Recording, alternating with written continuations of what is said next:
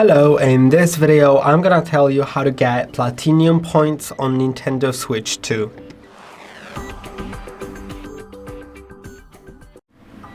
To get the platinum points, you'll need to get to Nintendo Switch Online app, and you need to have a Nintendo Switch Online subscription. Then once that's established, go to Missions and Rewards, and here you'll see your platinum points balance. You'll also see missions, and missions will give you the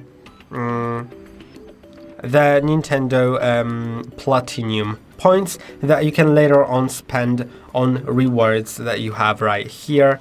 And there are different ones, either some digital rewards related to some software, or some physical rewards as well that you can find here, like the tote bag from Zelda. And I hope that this video was helpful. Don't forget to like and subscribe, and see you in the next one.